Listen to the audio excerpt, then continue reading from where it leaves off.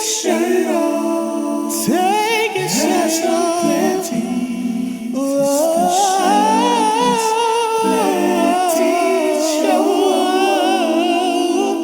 Yo, ladies and gentlemen, welcome back to another episode of the world's most reckless football show, the Shirtless Plantain Show.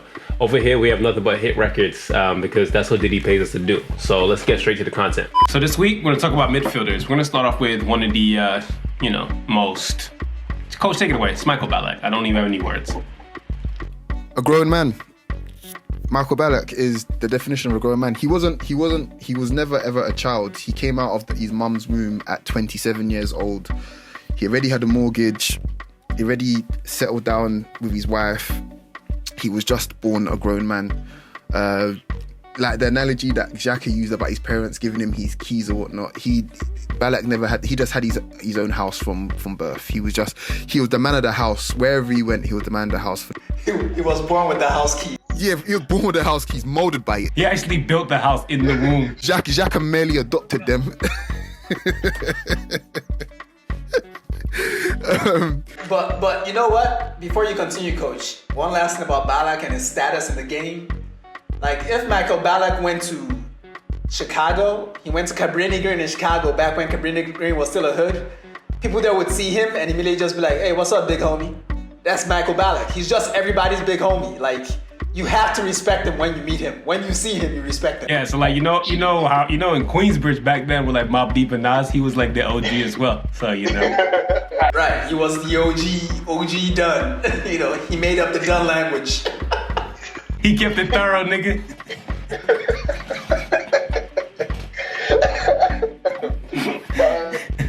Yeah, I think the first time I ever saw him play was against Arsenal in the Champions League.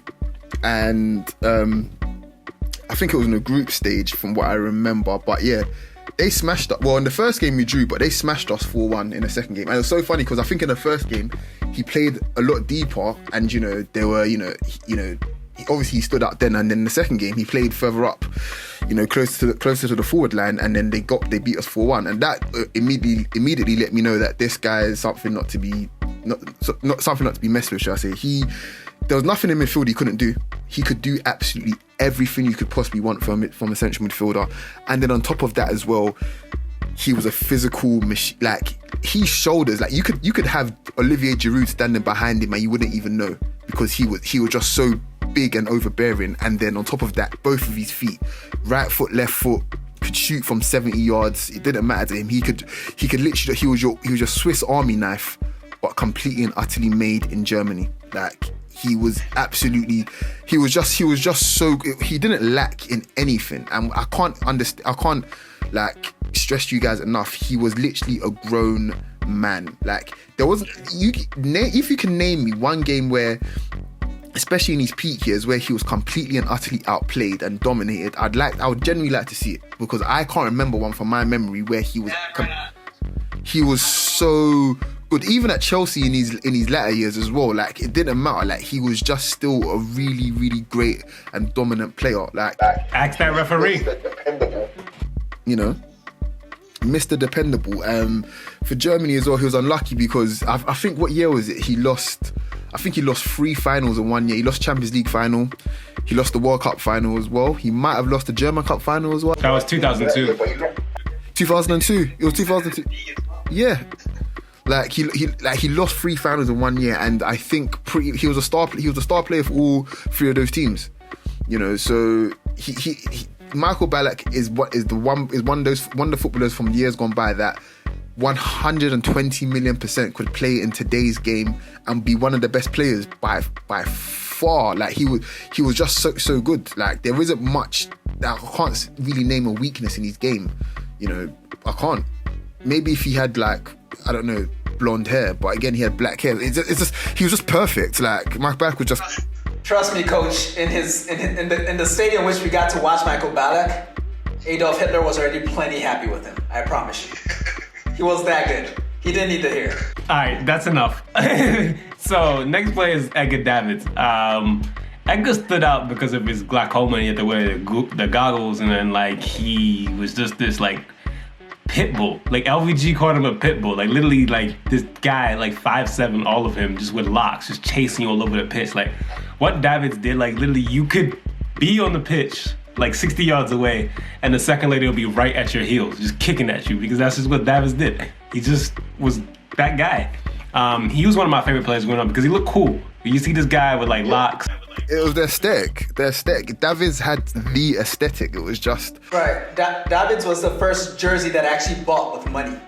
Like, he was that cool. Like, I bought his jersey. I made up a Batistuta jersey, but I bought Davids' jersey because, you know, black and all that. Yes. He started off at Ajax, then he went to Milan, he went to Juventus, went on loan with Barca for a year, and then like his career after that, I don't know what happened, but it's weird. Then he went to Tottenham. His peak years were absolutely at Juventus. Like that is without a question. Like he was on FIFA 2003 for you kids who are into video games. He was a pit bull on and off the field, you know, so he was kind of always on the move because he didn't really agree with people that much, and he was willing to back it up with fists. You know, so you can only keep a guy like that around for so long before you're like, you know what, I want to win a trophy, but I'd rather not die in the process, you know. So, but he played everywhere. Yeah, he was nomadic, very much like, you know, Rivaldo. Like he was nomadic. Like randomly, I was walking through Canary Wharf, I believe last year or the year before, and I just bumped into him just randomly. Like he was just there, just in like, you know, in the Isle of Dogs. Like he was just there. Like he's literally like Ryu. Like again, like just walking around, just looking for the next fight. You know, but in his case, literally a fight and not a football match. He was. I mean, literally, he went to Ajax again in like 2007, 2008. Then like he retired for like 2 years, came back retired to play for Crystal Palace. Then for 2 years, I'm gonna play a Barnet. Like, who plays a Barnet for what? He was looking for a fight. He wore jersey number 1 at Barnet. Why? He also got a red card like his last game or something like that. The guy was just... Which was very fitting, by the way. Very fitting. That was his flaw as a player in discipline. Like, that aggression could go too far sometimes. So that was his main flaw, But let it not be lost in you, he was a fantastic footballer. I mean, when you talk about high energy DMs that could press you all day, that was his job. You know? High energy DMs. Don't be sending those out. We do not approve of that.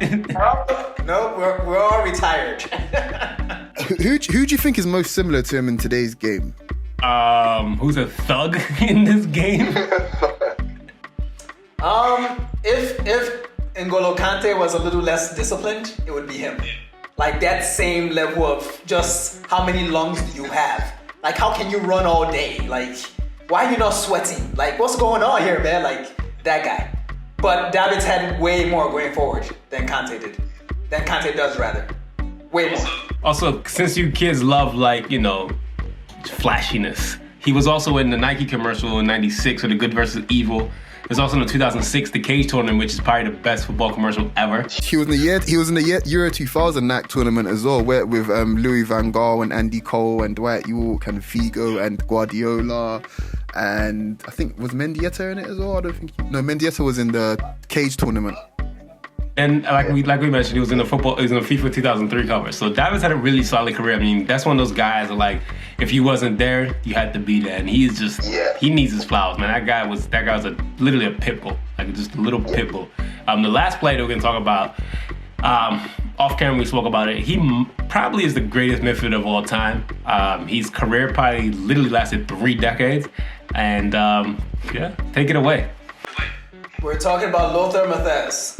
Like arguably, I mean, most Germans would not agree, but he's right up there with Franz Beckenbauer. Like, take everything we just said about Ballack, then shrink that person into Edgar Davids' size with the same work rate, and that's basically Lothar Matthäus. He could also do everything on the field, and like Scams just said, he had a long career. He has the most caps in German history. Basically he played like 9 tournaments. Think about how long your career has to be to play 9 tournaments and to start in 5 different World Cups. Bruh. Like, if we call Ballack the big homie, in Germany they gotta call Lothar Matthäus the big god, because that dude was incredible. Like, essentially, Maradona lists him as his greatest opponent ever. And if you think about it, their rivalry came out to a draw, because Maradona won one World Cup in '86, and Matthäus won the next one in '90. So And when you're looking at this player of the year shit, he was the first ever player to be named player of the year, and to date, the only German to be named player of the year, world player of the year. Think of all the people that have followed him that did not win that. And he's the first and only German to do it. That guy was incredible. He could do everything, and he was tiny.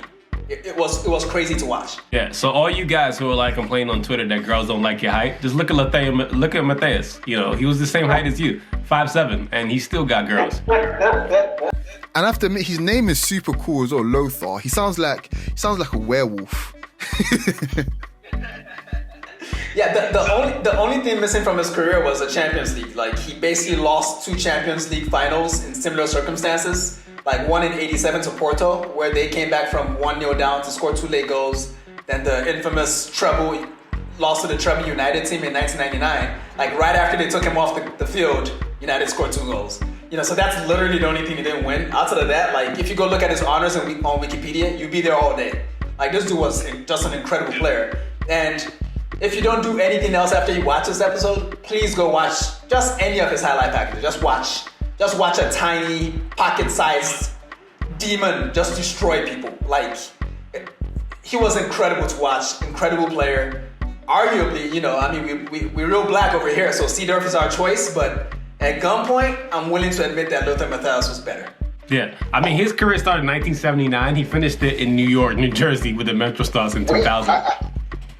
And that was basically a vacation. That dude came to MLS to steal money. He was an embarrassment. Like, I think he was, at one point, he was supposed to be rehabbing his back, and they caught him going on like a trip to Saint Tropez or some shit like that. Like, the guy, he came to USA to be a scumbag. And I don't blame him, because the work he put in before that, he earned a vacation. Totally. I think when you're talking about midfielders that you can imagine being in your squadron in a war, he's the one that you want leading it. He's someone that you go to war with. And then you have Davids and Ballack. His nickname was the Panzer, which is basically, they named him after a fucking tank. And it was 5'7". Makes no sense, man. Like, how you 5'7", your nickname is Tank? That makes 0 sense. Yeah, but Matthäus, man, he's just one of those guys who's just like, bro, just incredible. Like, we talk about yesteryear and this and that. You put Matthäus in modern football right now, he's kicking everybody's ass and taking names because that's just how great he was. And, you know, I really love doing this because, for me, I really get to realize how great these players are and relive these memories and make you realize, like, yo, these are some incredible, incredible players whose careers went underneath the radar. Like, yo, you have your, you know, players that's on the nose, like your Xavi, your Iniestas, but when you go back and look at, like, your Ballacks and your Davids and your Matthäuses, these are guys who are just some of the best that ever played football in, like, football history. So we're gonna continue to give you guys this content. Don't forget to follow us on our IG and our Twitter. And yeah, we'll be back with more. You guys take it easy. Peace. Take your shirt off. Take your shirt off.